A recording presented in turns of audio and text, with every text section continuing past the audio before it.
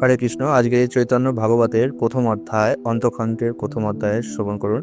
এই অধ্যায়টির নাম হচ্ছে শ্রী চৈতন্য মহাপ্রভুর সন্ন্যাস গ্রহণের পর অদ্বৈতাচার্যের গৃহে আগমন। এই অধ্যায়ে বর্ণিত হয়েছে যে শ্রী চৈতন্য মহাপ্রভু শ্রী কেশব ভারতীর নিকট সন্ন্যাস গ্রহণের পর সেই রাত্রি কাটোয়ায় যাপন করলেন। তিনি মুকুন্দকে কীর্তন আরম্ভ করতে নির্দেশ দিলেন এবং নিজে উদণ্ড নৃত্য আরম্ভ করলেন। ভক্তবৃন্দ নৃত্য কীর্তন করতে লাগলো। মহাপ্রভু ভাবাবেশে কেশব ভারতীকে আলিঙ্গন করলেন। আলিঙ্গন প্রাপ্ত হওয়ার সঙ্গে সঙ্গে কেশব ভারতী কৃষ্ণপ্রেমের সাত্ত্বিক বিকার প্রদর্শন করলেন। পরের দিন প্রভাত হতেই মহাপ্রভু গুরুদেবের নিকট বিদায় নিলেন। তখন কেশব ভারতীও তার সঙ্গে কৃষ্ণ কথা ও কীর্তন রসে অতিবাহিত করতে যেতে চাইলেন। মহাপ্রভু গুরুদেবকে সম্মুখে রেখে নিত্যানন্দ প্রভু, মুকুন্দ, গদাধর ও ব্রহ্মানন্দ সহ পশ্চিম দিকে বনের উদ্দেশ্যে যাত্রা শুরু করলেন। তিনি শ্রী চন্দ্রশেখর আচার্যকে নবদ্বীপে ফিরে গিয়ে ভক্তবৃন্দকে এই খবর দিতে বললেন। শ্রী চন্দ্রশেখর আচার্যের নিকট মহাপ্রভু সন্ন্যাস গ্রহণ ও বনে গমনের কথা শ্রবণ করে শিবাসাদি ভক্তবৃন্দ দেহত্যাগ করতে চাইলেন। আকাশবাণী হলো যে 3-4 দিন পর মহাপ্রভু তাদের সঙ্গে পুনরায় মিলিত হবেন, তাই কেউ যেন দেহত্যাগ না করেন। কিছুদিন যাত্রার পর মহাপ্রভু রাঢ় দেশে পৌঁছলেন। তাকে দর্শন করে অগণিত মানুষ তার পিছনে পিছনে পথে চলতে লাগলেন। তাদেরকে তিনি কৃপাদৃষ্টি প্রদান করলেন, ফলে তারা সকলে হরিনাম কীর্তনে মগ্ন হলেন। এইভাবে মহাপ্রভু রাঢ় দেশকে উদ্ধার করে চলেছেন। একদিনের ভ্রমণে গিয়ে রাত্রিবাস করছিলেন। মধ্যরাত্রে মহাপ্রভু ভক্তদের ছেড়ে নির্জন মাঠের মাঝে গিয়ে ক্রন্দন করতে লাগলেন। পরের দিন প্রভাতে ভক্তগণ মহাপ্রভুকে মাঠের মাঝে ক্রন্দনরত অবস্থায় দেখতে পেলেন। মহাপ্রভু তাদের বললেন তিনি নীলাচলে যাবেন, কিন্তু তার যাত্রার গতিপথ পশ্চিম দিকের পরিবর্তে পূর্ব দিকে হলো। তিনি চলার পথে কোথাও কারো মুখে হরিনাম শুনতে পাচ্ছেন না। এই দুঃখে মহাপ্রভু শরীর ত্যাগ করতে চাইলেন। তখন একজন সুকৃতিবান বালক উচ্চস্বরে হরিনাম করতে লাগলেন। মহাপ্রভু কীর্তন শ্রবণ করে অত্যন্ত সন্তুষ্ট হলেন। সে কী কারণে কীর্তন করছেন জানতে পারলেন। কিছু দূরে গঙ্গা প্রবাহিত হচ্ছে। তখন মহাপ্রভু পতিত পাবনী গঙ্গার মহিমা কীর্তন করলেন এবং গঙ্গা স্নান করার জন্য দ্রুত বেগে চললেন। ভক্তগণও পিছনে পিছনে ছুটে চললেন। এইভাবে সন্ধ্যার সময় তারা গঙ্গায় পৌঁছলেন। মহাপ্রভু স্নানের পর নিত্যানন্দ প্রভুকে আদেশ করলেন নবদ্বীপে গিয়ে ভক্তগণকে শান্তিপুরে অদ্বৈত ভবনে নিয়ে আসতে। তারপর তিনি ফুলিয়ায় গিয়ে উঠলেন। নিত্যানন্দ প্রভু নবদ্বীপে গিয়ে দেখলেন 12 দিন যাবৎ সচিমাতা উপবাস করে আছেন। তিনি তাকে অনেক প্রবোধ দিলেন এবং রন্ধন করতে অনুরোধ করলেন।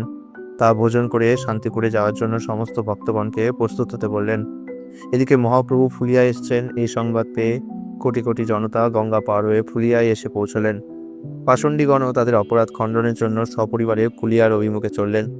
মহাপ্রভু সকলকে দর্শন দান করে কৃষ্ণ ভজন করার উপদেশ দিলেন। তারপর তিনি ভক্তবৃন্দকে সঙ্গে নিয়ে শান্তিপুরে অদ্বৈত আচার্যে গিয়ে আসলেন। অদ্বৈত আচার্য প্রভু ও তার শিশুপুত্র অচ্যুতানন্দ মহাপ্রভু চরণতলে লুটিয়ে পড়লেন। অচ্যুতানন্দকে মহাপ্রভু কোলে তুলে নিলেন। অচ্যুতানন্দ অদ্ভুত সিদ্ধান্ত কথা বলতে লাগলেন। এদিকে নিত্যানন্দ প্রভু শিবাসাদি ভক্তগণকে সঙ্গে নিয়ে নবদ্বীপ থেকে শান্তিপুরে এসে পৌঁছলেন। উদণ্ড নৃত্য কীর্তন আরম্ভ হলো। মহাপ্রভু সকলকে প্রেম আলিঙ্গন প্রদান করলেন। তারপর বিষ্ণু সিংহাসনে বসে নিজের সমস্ত ভক্তদের সম্মুখে নিজের তত্ত্ব প্রকাশ করলেন। সমস্ত ভক্তদের দুঃখ মোচন করলেন। এইভাবে মহাপ্রভু পরিশেষে বাহ্য প্রকাশ করে ভক্তগণকে সঙ্গে নিয়ে গঙ্গা স্নান করলেন এবং প্রসাদ সেবা করলেন। এরপর শুরু হচ্ছে দ্বিতীয় অধ্যায়, শ্রী চৈতন্য মহাপ্রভুর ছত্রভোগের পথে নীলাচলে গমন। এই অধ্যায়ে বর্ণনা করা হয়েছে যে শ্রী চৈতন্য মহাপ্রভু শ্রী নিত্যানন্দ প্রভু, গদাধর, মুকুন্দ, ব্রহ্মানন্দ ও জগদানন্দ পণ্ডিত এবং গোবিন্দ সহ নীলাচলের উদ্দেশ্যে শান্তিপুর থেকে যাত্রা আরম্ভ করেছেন। ভক্তগণ কিছু দূর পর্যন্ত মহাপ্রভুর পদাঙ্ক অনুসরণ করেন। মহাপ্রভু তাদের দিয়ে ফিরে গিয়ে কৃষ্ণনাম জপ ও কৃষ্ণ সেবায় যুক্ত থাকতে বললেন। সেই নির্দেশ প্রাপ্ত হয়ে ভক্তগণ দিয়ে ফিরে গেলেন।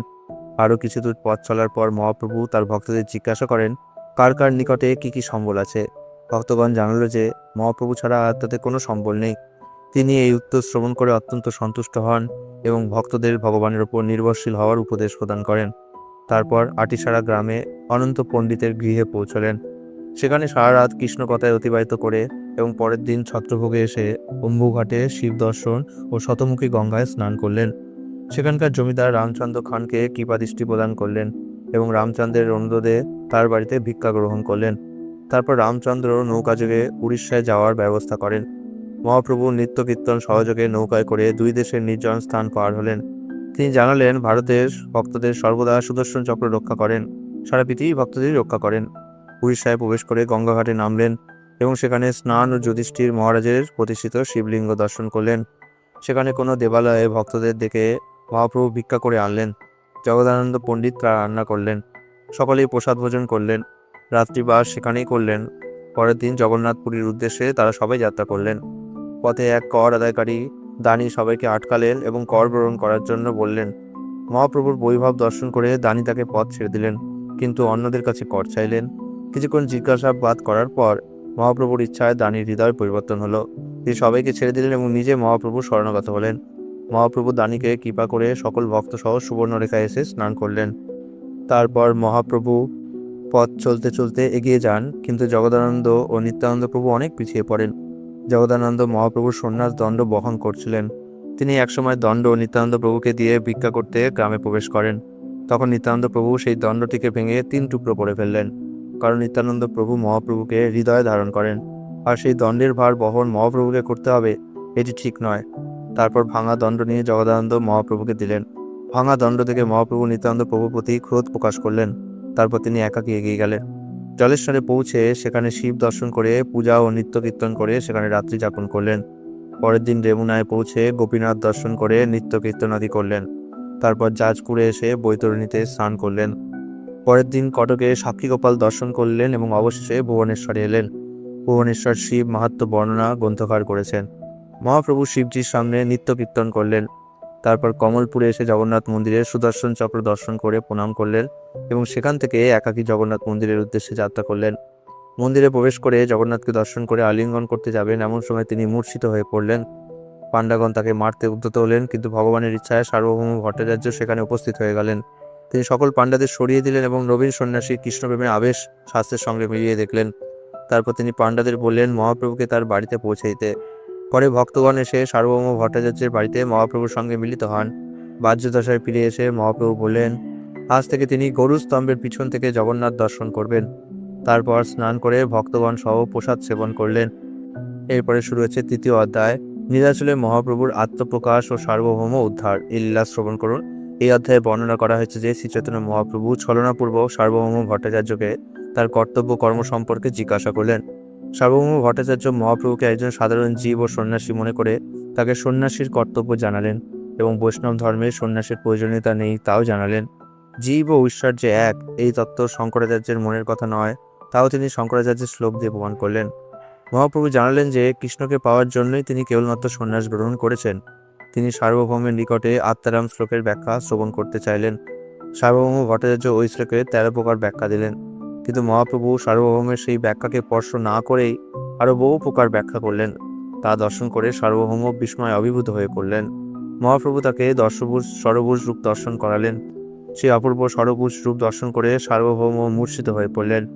মহাপ্রভু সার্বভৌমকে বাহ্যদশায় ফিরিয়ে এনে তার পাদপদ্ম প্রদান করলেন। মহাপ্রভুকে উপদেশ দেওয়ার জন্য সার্বভৌম বিস্তার অনুশোচনা করলেন এবং প্রেম ভক্তি প্রার্থনা করে 100 শ্লোকে মহাপ্রভু স্তুতি করলেন।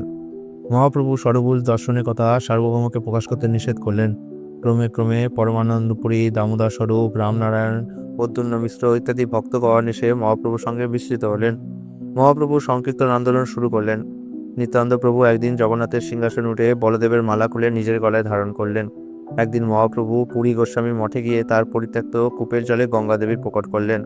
প্রভু যখন নীলাচলে ছিলেন তখন মহারাজ প্রতাপপুত্র পুরীর বাইরে চুপতে গিয়েছিলেন। মহাপ্রভু গঙ্গা দর্শনে ছলনা করে আবার নবদ্বীপে এসে বিদ্যাবাচস্পতির গৃহে উঠলেন।